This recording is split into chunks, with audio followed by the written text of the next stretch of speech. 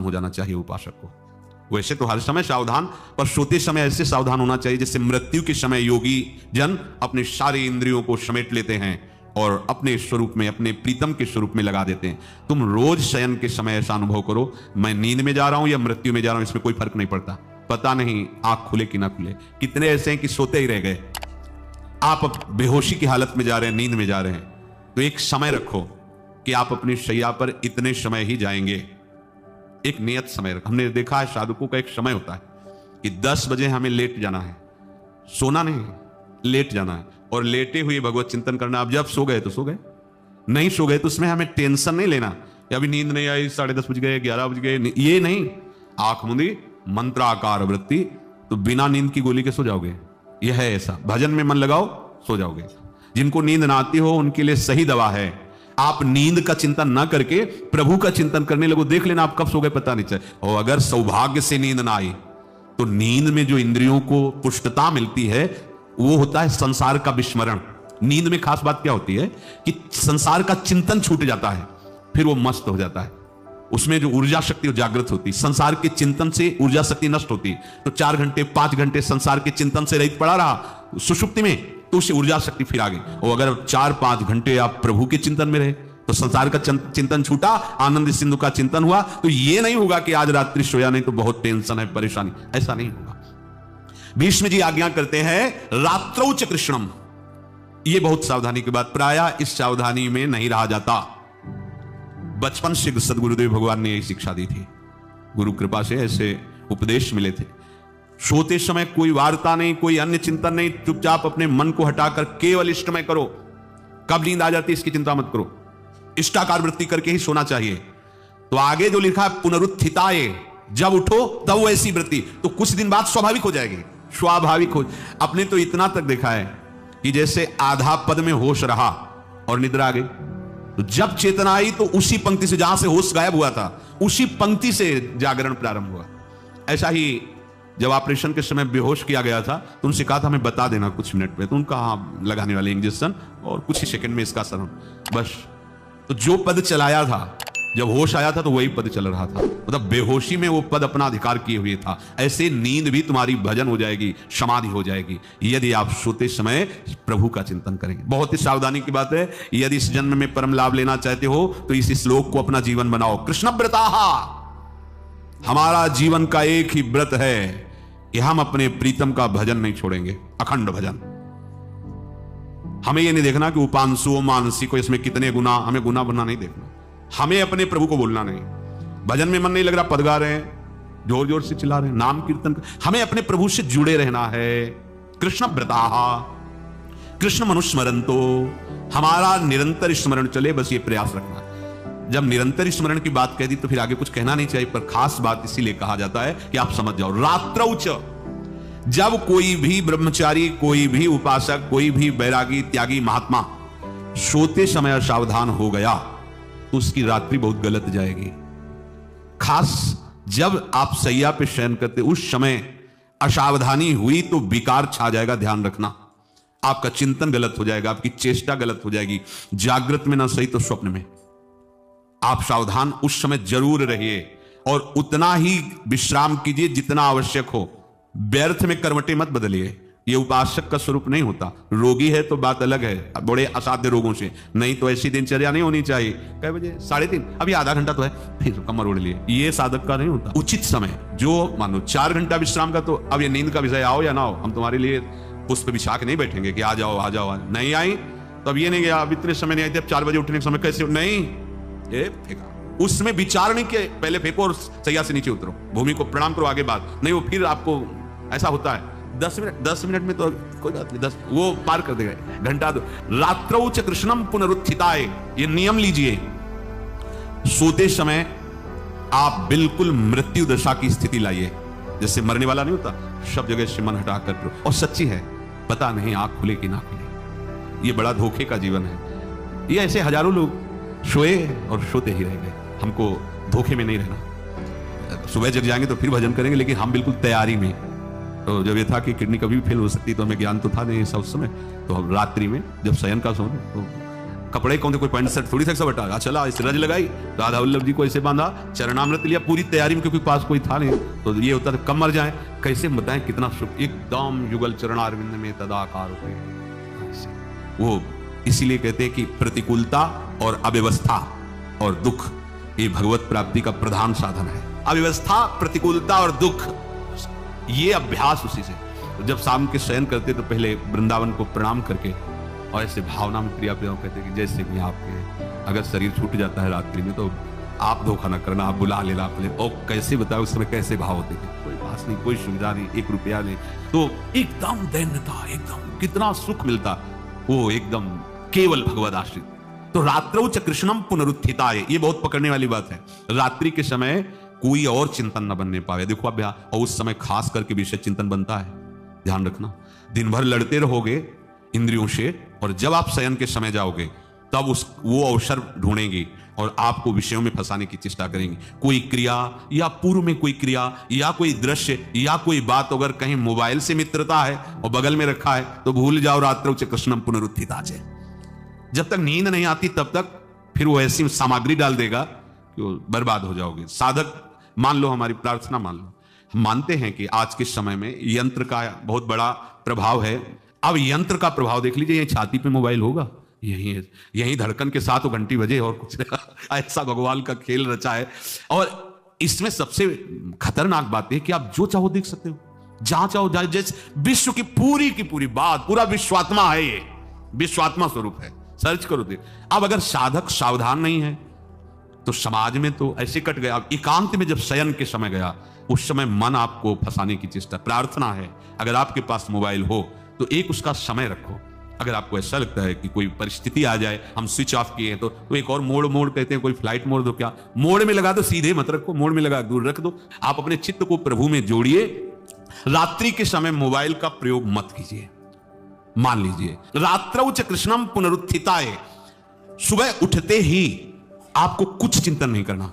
सबसे पहले उठते ही, यदि आपके अभ्यास में आ गया तो ऐसा ही होगा, नहीं तो आपको पहले सदगुरुदेव भगवान का प्रणाम नमस्कार और कुछ भक्तों का, और फिर नाम जप, भले 5 मिनट ही करो, अपने आराध्य देव का सुमिरन, फिर अपनी दिनचर्या करो।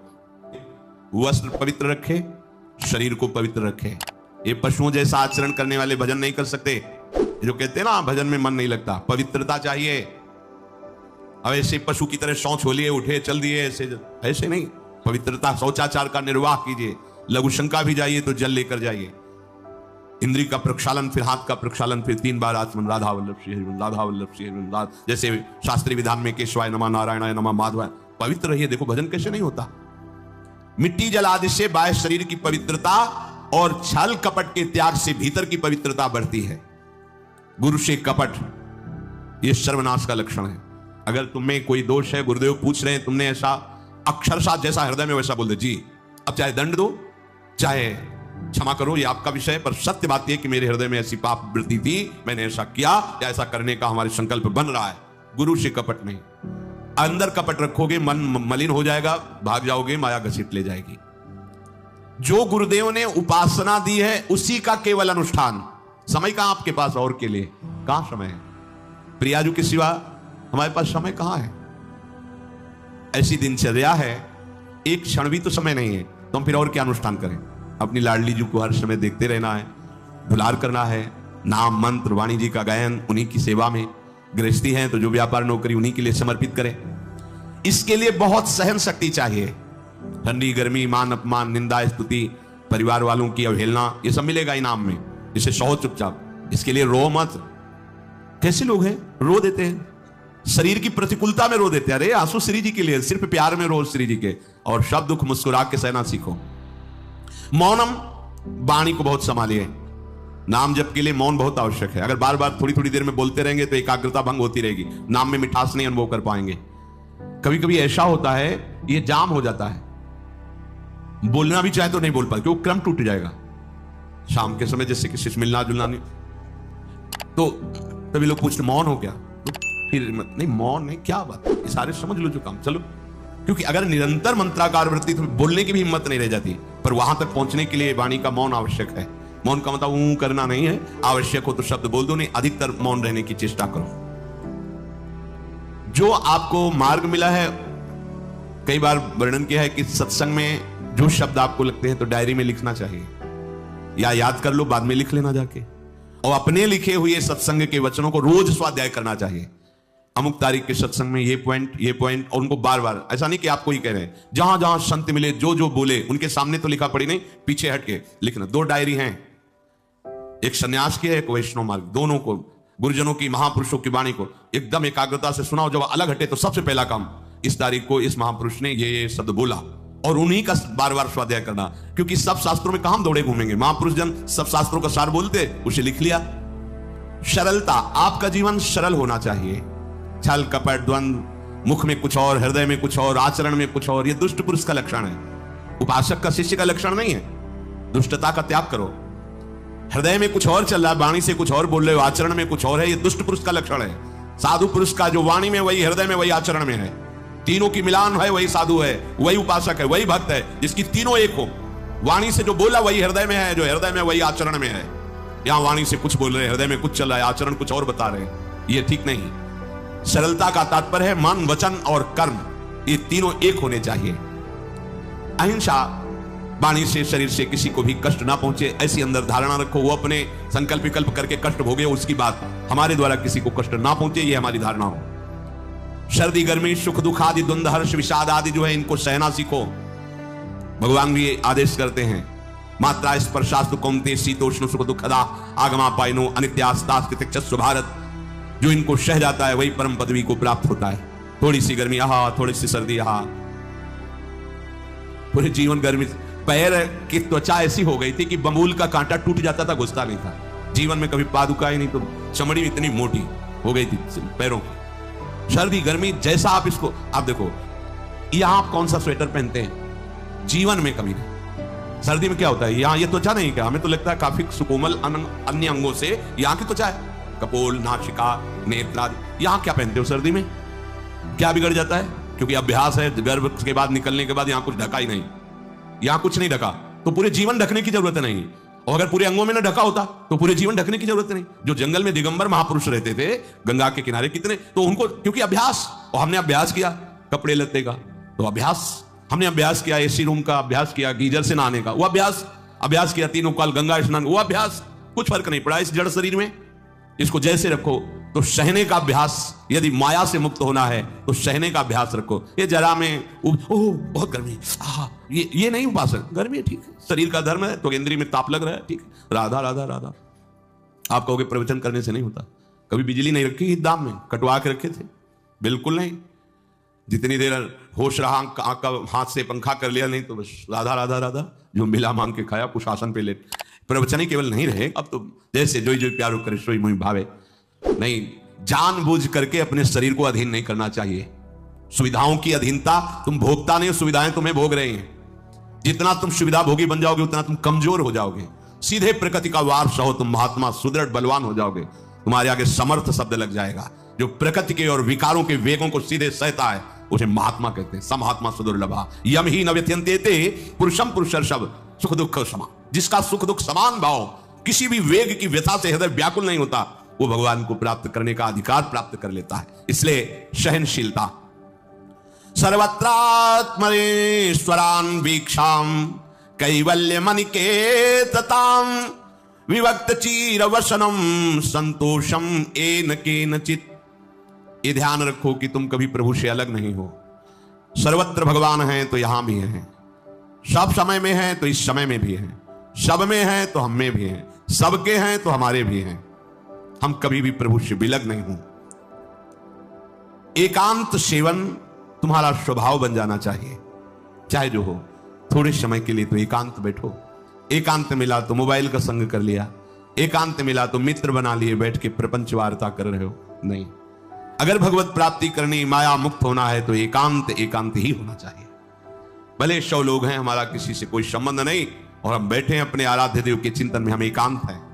और गुफा में बैठे हैं, शरीर एकांत है, मन से चिंतन संसार का हो रहा है, प्रपंच में है, एकांत में नहीं है। एकांत शब्द का अर्थ समझना चाहिए। हम एकांत को सीधे गुफा या कहीं एकांत, ऐसे एकांत का अर्थ है एक के सिवा दूसरा कोई नहीं, अर्थात एकमात्र भगवत चिंतन में डूबा हुआ उपासक। बाजार में बैठा हुआ भी एकांत है, सभा में बैठा हुआ एकांत है। और प्रपंच का चिंतन करने वाला बंद कमरे में भी प्रपंची है, गुफा में भी प्रपंची है। जहां आप रह रहे हो उसे ये मेरा घर है ऐसी भावना का त्याग कर दे। अनिकेत ये भगवान का दिया हुआ वास स्थान है। कुछ समय के लिए इसमें शरीर निर्वाह कर रहे हैं, ये भी छूटेगा और ये भी छूटेगा। जैसे स्टेशन में बैठा आदमी आराम से, पर वो बैठा इंतजार कर रहा है कि कब हमारी गाड़ी आवे और उस पर हम यात्रा कर, बस ऐसा ही कुछ स्टेशन जैसा विश्राम है। कब मृत्यु आवे और शरीर छूटे, हम प्रिया प्रीतम को प्राप्त हो। ये न मेरा था, न मेरा है, न मेरा रहेगा। ये न मेरा था, न मेरा है, न मेरा रहेगा। गृहस्थ हो तो पवित्र वस्त्र पहने, और त्यागी हो तो जैसे मिल जाए भगवत कृपा से वैसे वस्त्र पहने। प्रारब्ध के अनुसार तुम्हें जैसी व्यवस्था मिली उसमें संतोष करना सीखो, मांग मत रखो।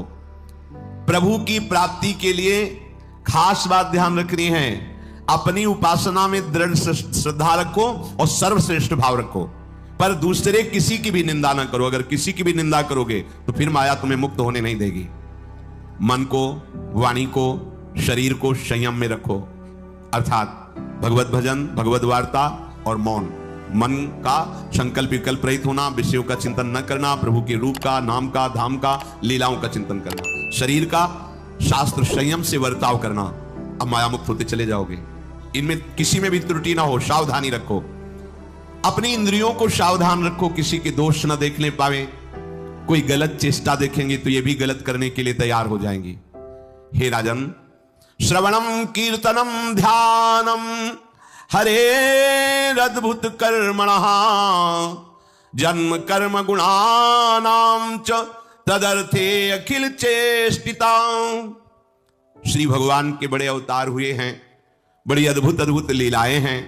प्रभु का प्रकट होना, लीला करना, दिव्य गुणों का वर्णन। यदि आप इनको गाएंगे लीलाओं को और श्रवण करेंगे तो मोह की बात क्या, महामोह का भंजन हो जाएगा। बड़ी सामर्थ्य भगवान की चरित्रों की महिमा बड़ी है। अगर इनको आप सुनेंगे, बार बार सुनेंगे, तो आपको और कोई साधन करने नहीं पड़ेंगे, अपने आप सब साधन प्रकाशित हो जाएंगे। जहां कहीं कभी भी किसी का उद्धार की बात आई है तो भगवत चरित्र सुनने से ही आई है। शरणागति श्रवण से ही प्रारंभ होती है, भक्ति भी श्रवण से ही प्रारंभ होती है, पूर्णता भी श्रवण से ही होती है। श्रवण सुजस सुनी आयो, और श्रवणम कीर्तनम स्मरण, पहला श्रवण। खूब भगवत चर्चा सुनने का स्वभाव बना लेना चाहिए। पर देखा जाता है कि 20 वर्ष भगवत चर्चा सुनने पर रंग नहीं आता, क्योंकि ये तो बना लिया स्वभाव कि जहां भी कथा हो रही सुन रहे और बाद में निकले तो बख्शते वो किसी को नहीं, सबकी निंदा करते हैं। बस किसी एक की प्रशंसा, एक की निंदा, तुम्हारा सारा का सारा सत्संग बेकार हो गया। अगर सत्संग को सुरक्षित रखना है तो ना किसी की स्तुति, ना किसी की निंदा, जो सुना है उसको अपने जीवन में मनन करते हुए उतारे। प्रभु की लीलाओं का श्रवण और प्रभु के नाम का कीर्तन और प्रभु के रूप का ध्यान, ये तीन बातें बहुत जल्दी भगवत प्रेम प्रकट कर देती हैं। ये तीन बातें बहुत जल्दी भगवत प्रेम प्रकट कर देती हैं। प्रभु के अवतार लीला चरित्रों का खूब गायन करे, खूब श्रवण करे। भगवान की अवतार लीलाएं भी हैं और प्रभु की प्रेममय निकुंज लीलाएं भी हैं। तो अगर आपका निकुंज लीला में प्रवेश नहीं है तो प्रथम सुने भागवत, भक्त मुख भगवत वाणी। भगवान के अवतारों का, भगवान की अवतार लीलाओं का श्रीमद् भागवत में खूब बढ़िया वर्णन है। पढ़ो, सुनो, क्या होगा इससे? मोह का नाश हो जाएगा। दूसरी बात, नाम कीर्तन, ये तो महान अमृत है। बिल्कुल विश्वास कर लो, नाम कीर्तन अमृत है। ताली बजा के, मंजीरा बजा के, ढोल बजा करके, नाच करके, जैसे बने, अकेले, चार लोग, जैसे बने। नाम संकीर्तनम यस्य सर्व पाप प्रणाशनम। देखो, भगवत चर्चा ने महामोह का नाश कर दिया और भगवान नाम कीर्तन ने सब पापों का नाश कर दिया। नाम संकीर्तनम यस्य सर्व पाप, सर्व पीछे बीच में जो भी जमा संचित कृप, सबको भस्म करने की सामर्थ्य नाम कीर्तन। ये जो राधा राधा आप बोलते हैं, बहुत अमृत है, बहुत अमृत। और प्रभु के रूप का ध्यान, ये तीन बातें बहुत जल्दी माया मुक्त कर देंगे, आपको भगवत प्राप्ति करा देंगे। प्रभु के रूप के ध्यान के लिए ही दिव्य श्यामा श्याम ने बिहारी जी का रूप धारण किया। ये किसी मूर्तिकार की रचना नहीं है। श्री राधा रमण जी सरकार, राधा वल्लभ लाल जी महाराज, श्री बांके बिहारी लाल जी महाराज, ये साक्षात प्रगट ठाकुर है। प्रिया प्रीतम हमारी दृष्टि में सामर्थ्य नहीं कि देख सके, वो तो हरिवंश नेत्रों से देखे जाते हैं। निकष कुंज ठाड़े भये भुजा परस्पर अंश, श्री राधा वल्लभ मुख कमल निरख नयन हरिवंश। हरिवंश नेत्र प्रकट हो जाएंगे, आश्रित जन हो चिंता की बात नहीं, पर ये जो रूप प्रकट है इसके ध्यान में तो तुम्हें कोई श्रम नहीं करना। बिहारी जी महाराज, राधा वल्लभ जी महाराज, राधा रमण जी महाराज, भर नेत्र देखो और अपने नेत्र के कैमरा से खींच लो फोटो। अब आप फिर इधर देखो, उधर वैसे ही खड़े नजर आ रहे, वैसे मुस्कुराते हुए दिखाई दे हर समय। और ये आदेश कर रहे हैं हरिवंश महाप्रभु, शब्दोहित निष्काम मति, श्री वृंदावन विश्राम, श्री राधा वल्लभ लाल को हृदय ध्यान मुख नाम।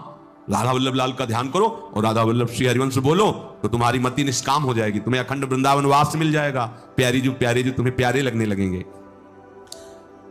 ये तीन बातें आपको निश्चित भगवत प्राप्ति करा देंगे। इष्टम दत्तम तपोजप्तम व्रतम यच्चात्मनः प्रियम, दारान श्रुतान गृहान प्राणान यत् परस्मै निवेदनम। जो भी तुम्हारे द्वारा यज्ञ दान तप अथवा जप सदाचार, ये सब प्रभु को अर्पित कर दो, अविनाशी हो जाएगा। प्रभु को अर्पित कर दो जो भी तुम्हारे द्वारा होता है, हे प्रियालाल आपकी प्रसन्नता के लिए। फिर दोबारा कह रहे हैं, स्त्री पुत्र घर जीवन और अपने प्राणों का मोह त्याग करके, प्राणों का मोह त्याग कर। यहां पूरा समाज वैसे ही सब बैठा है हृदय में। देखो जिस मार्ग में चलना उसे समझो, अंदर से केवल प्रिया प्रीतम में ही हमारी अहमता ममता होनी चाहिए। प्रभु सच्चिदानंद श्री कृष्ण चंद्र जी को अपना प्राण प्रीतम मानने के लिए ये जितनी जगह आप अपनापन किए हैं समेटना पड़ेगा। सबकी ममता ताग बटोरी, मम पद मन बांध बरडोरी। लाडली लाल के लाडले तो कोई बिरले दिखाई देते हैं, प्रिया प्रीतम के जन तो कोई बिरले दिखाई देते हैं। नहीं धन बल, परिवार बल, बुद्धि बल, वही घसर करके चले जाते हैं। अरे यहां तप बल भी काम नहीं करता, और बल तो जाने दो। यहां हारे को हरे नाम, हार गए, गले पड़ गए।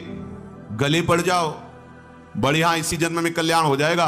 गले पड़ जाने का मतलब, जैसे कोई गले पड़ रहा हो तो उसका मतलब समझते हो, मारो पीटो गाली दो भगाओ, नहीं भागे, वो गले पड़ गए। बोले आप क्या करें, गले ही पड़ गए, आप क्या करें। ऐसे ही पूज्य श्री स्वामी राम सुखदास जी महाराज कहते, श्री कृष्ण के गले पड़ जाओ भैया, इसी जन्म में तुम्हारा कल्याण, भगवान के गले पड़ जाओ। गले आप तो जैसे भी अब आपके हैं, अब तो हमको अल्लाह मचा कहेंगे राधा वल्लभ लाल के, तुम्हें अपनी इज्जत बचा लियो तो सुधार लो हमें, समझ गए। यह गले पड़ ला, हाउ कहावत, लंबा तिलक लगाएंगे और जय राधा वल्लभ लाल की बोलेंगे। और आपके लायक तो हम है नहीं। अब आपको अपने लायक बनाना कि आपका दास कैसा होता है, तो आपको बनाने के लिए कोई मशीन की जरूरत नहीं, आप ऐसे बना दोगे, बना देना। अब आपके गले पड़ गए, आप ही हमारी इज्जत हो, आप ही हमारे जीवन हो, अपनी इज्जत संभालनी हो तो हमें संभाल लेना। वो संभाल लेते हैं, वो मच्छर को ब्रह्मा बना देते हैं, घोर पापी को ब्रह्म ऋषि बना देते हैं, उनके लिए कोई दुर्लभ बात नहीं। पर जब तक अहंकार है तब तक उनकी तरफ से ये प्रोसेस शुरू नहीं होता। जब हार गया और गले पड़ गए, फिर वो बड़े बड़े महात्माओं के द्वारा भी बंधनी हो जाते हैं। यदि इसी जन्म में भगवत प्राप्ति करनी है तो ये काम तो आपको बड़ी जल्दी कर लेना है। जहां जहां हमारी ममता है उसे प्रभु के चरणों में लगानी ही पड़ेगी। चूक करोगे वही ममता की डोर मन को घसीट लेगी और अगले जन्म का विधान बना देगी। यदि आपको इसी जन्म में भगवत प्राप्ति करनी है तो सबकी ममता ताग बटोरी, मम पद मन ही बांधी बरडोरी। एवं कृष्णात्मनाथेषु मनुष्येषु च सौहृदम परिचर्याम चोभयत्र महत्सु नृषु साधुषु। और ये सब सहजता पूर्वक तब हो जाएगा जब किसी संत महापुरुष का आश्रय ले लोगे। जिन संत महापुरुषों ने अपने समर्पण के प्रभाव से, भजन के प्रभाव से सच्चिदानंद भगवान श्री कृष्ण को अपनी आत्मा के रूप में साक्षात्कार कर लिया है, यदि उनसे प्रेम हो जाए, संतों से प्रेम होना संतों से बड़ा कठिन है। अभी कोई मुस्कुरा के तुमसे कह दे कि कई दिनों से हम तुम्हें देख रहे थे या देख रही थी, बस तुम्हारे मन को कोई निग्रह विग्रह करने की जरूरत नहीं, घसीट जाएगा। वो बड़े भाग्यशाली हैं जिन्होंने संतों से प्रेम किया। यहां कह रहे हैं ये जितनी बातें बताई गई, दया, तितिक्षा, मौन, मनोनिग्रह, इंद्रिय निग्रह, परिवार की ममता का त्याग, भगवान से अपनापन, भागवत धर्म का प्रादुर्भाव होना, ये एक साथ सब हो जाएंगे। केवल तुम्हें गुरु चरणों से प्रेम हो जाए, संत चरणों से प्रेम हो जाए, क्योंकि उन्होंने सच्चिदानंद स्वरूप भगवान कृष्ण को अपने प्रेम बल से अधीन कर लिया है। यदि परोपकारी संत जनों से हमारी प्रीति हो जाए तो हमारा स्वभाव बदल जाएगा। संतों से प्रीति है, ये तुम्हारे स्वभाव से परिचय मिलेगा। क्या परस्परानुकथनम पावनम भगवद्यशः मिथो रतिर्मितस्तुष्टिर निवृत्तिर्मिथयात्मनः। जब संतों से प्रेम हो जाता है तो स्वभाव बन जाता है क्या? भगवत चर्चा करने का। अपने लोग जब नई अवस्था में तो भिक्षा के लिए चले और आगे संत मिल गए, 2-2 3-3 घंटे धूप में खड़े भगवत चर्चा हो, नीचे धूल जल रही, ऊपर से सूर्य ताप है और खड़े 2-2 3-3 घंटे चर्चा हो। शाम की किसी बात पर छिड़ गई तो ये शास्त्र 12-1 रात्रि के बज रहे, वो प्रसंग पूरा और उसका निर्णय, रात दिन उसी चर्चा। स्वभाव बदल जाएगा, कुछ और अच्छा नहीं लगेगा। परस्परानुकथनम पावनम भगवद्यशः, परम पवित्र करने वाले भगवान की बातें वो परस्पर करने लगते हैं। यदि संतों से प्रेम नहीं तो जहां दो मिलेंगे वहां संसार की वार्ता होगी। संत प्रेमी जब मिलेगा तो भगवत चर्चा होगी। ये पहचान है परस्परानुकथनम पावनम भगवद्यशः। आपस में इकट्ठे होकर नाम कीर्तन करना, भगवत चर्चा करना। पर मिथोरतिर, जो प्रपंची लोग हैं उनसे उनका संबंध नहीं होता। मिथस्तुष्टि, जो भोगी लोग भोगों में सुख प्राप्त करते हैं, उपासकों को उसमें नहीं। जब भगवत चर्चा होती तो ऐसी तृप्ति होती, 1 घंटा चर्चा हुई, आनंद मगन हो गए, आहा आज हमें प्रभु का यश सुनने को मिला, आज भगवत भक्त का संग, हृदय पावन होने लगता है। आध्यात्मिक शांति का अनुभव उन्हीं उपासकों को होता है जो प्रपंच वार्ता न करके परस्परानुकथनम पावनम भगवद्यशः स्मरन्तः स्मारयन्तश्च मिथौघौघहरं हरिं भक्त्या संजातया भक्त्या बिभ्रत्युत्पुलकाम तनुम। अब वो जो संत प्रेमी उपासकों ने ये व्रत ले लिया कि प्रपंच चर्चा नहीं करेंगे, केवल भगवत चर्चा करेंगे, तो अब क्या हुआ? बोले राशि राशि पापों का नाश हो गया उनके। आहा, वो ऐसे श्री कृष्ण स्मरण में रम गए, दूसरों को श्री कृष्ण स्मरण कराना, स्वयं स्मरण में रमना। अब उनके हृदय में प्रभु से प्रेम का उदय हो गया। अब उनके हृदय में जब प्रेम उदय हुआ तो क्वचित रुदन्त्यच्युत चिंतया क्वचित दशन्ति नंदन्ति वदन्त्यलौकिकाः नृत्यन्ति गायत्यनुशीलयन्त्यजं भवन्ति तूष्णीं परमेत्य निर्वृताः। उनके हृदय की विलक्षण दशा होने लगी। वो कभी ऐसी घोर चिंता में डूब गए कि इतना समय हो गया, अभी प्रियाजू का दर्शन नहीं हुआ, प्रियाजू हमसे बात नहीं किए। चिल्ला चिल्ला के रोना शुरू, शुद्ध नहीं मैं कौन हूं, कहां बैठा हूं, ऐसे ये प्रेम उदय हुआ। अब वो चिल्ला चिल्ला के रोना शुरू कर दिया। हाय मैं किसके पास जाऊं, किससे पूछूं, कौन मुझे प्रियालाल से मिलाए, बस तड़पना शुरू। सोचते सोचते ऐसा रोना, बेशुद्ध स्थिति। उसी में देखते हैं अरे प्रियालाल तो गलबैया दिए हुए जा रहे हैं। बस ऐसा स्फुरण हुआ कि वो आनंद मगन हो गए, एकदम मन प्रसन्न, तन प्रसन्न। अभी शोकित थे, अभी आनंदित हो गए और वो इतने आनंद मगन हुए कि लोकातीत होकर बात करने लगे प्रियालाल से। कोई है नहीं सामने, दिखाई नहीं दे रहा अन्य को, लेकिन उनके सामने प्रियालाल उनसे बात कर रहे हैं। सुना सुना करके सुंदर सुंदर पदों का गायन कर रहे हैं, राग आलाप रहे हैं। और राग में कभी ऊंचा नीचा स्वर की बात नहीं है प्रियालाल के लिए। फिर इतने आनंद में भर गए कि नाचने लगे, झूम झूम करके नाच रहे। लोगों को लग रहा है कोई है नहीं सामने, कैसे ना, ओ प्रियालाल सामने, प्रियालाल को देख रहे, प्रियालाल को पद सुना रहे, प्रियालाल के सामने नाच रहे। और कभी कभी अरे वो तो हमें छोड़कर चले गए, फिर चिल्लाकर रोने लगते हैं, खोजने लगते हैं।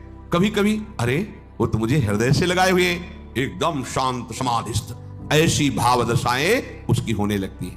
तो जो इस प्रकार गुरु की शरण होकर उनकी आज्ञा पालन करते हुए, संत जनों से प्रीति रखते हुए, परस्पर भगवत चर्चा करते हुए, नाम कीर्तन करते हुए, भगवत रूप का ध्यान करते हुए, प्रतिपल प्रभु का चिंतन करते हैं, उनको इस दुरंत माया से पार होने के लिए कोई कठिनता नहीं, वो सहज में पार हो जाते हैं। और पार ही होना है, दूसरा कोई सूत्र नहीं है हमारे पास, कोई अब मंगल का रास्ता नहीं रह गया। ऐसी आग में जलना, जीते जी जल रहे हैं काम क्रोध की आग में, मरते समय मृत्यु, बार बार जन्म मरण, फिर प्रलय, फिर महाप्रलय, फिर जन्म मरण, कब तक चलता रहेगा? अब तो मनुष्य जन्म मिला है, वृंदावन मिल गया है, रसिकों का संग मिल गया, अब तो जीत जाओ बाजी। नहीं तो ध्रुवदास जी कहते हैं बार बार तो बनत नहीं या संजोग अनूप, मानुष तन वृंदा विपिन रसकन संग विरूप, अत्यंत उदार करुणा वरुणालय स्वामी की चरणाश्रय, निरंतर नाम जप, चूको मत, लक्ष्य बना लो। इसी जन्म में हमें भगवत प्राप्ति करनी, ये दृढ़ निश्चय कर लो आप, कोई दूसरी बात नहीं। मुझे इसी जन्म में भगवत प्राप्त करनी ही है, कोई दूसरा रास्ता नहीं है बचने का। बस दूसरा रास्ता रखोगे तो मन फिर फंसा देगा। बस भगवत प्राप्ति करनी, फिर चाहे जैसे बर्ताव करवाओ, प्रभु आप जानो, एक बार हमसे मिलो, एक बार हमें इन द्वंद्वों से मुक्त करो, एक बार इन विकारों की जलन से मुझे ऊपर उठाओ, ये जन्म मरण का चक्र एक बार मिटाओ नाथ, फिर जैसा चाहो वैसा खेलो, ऐसा निश्चय करो। श्री राधा।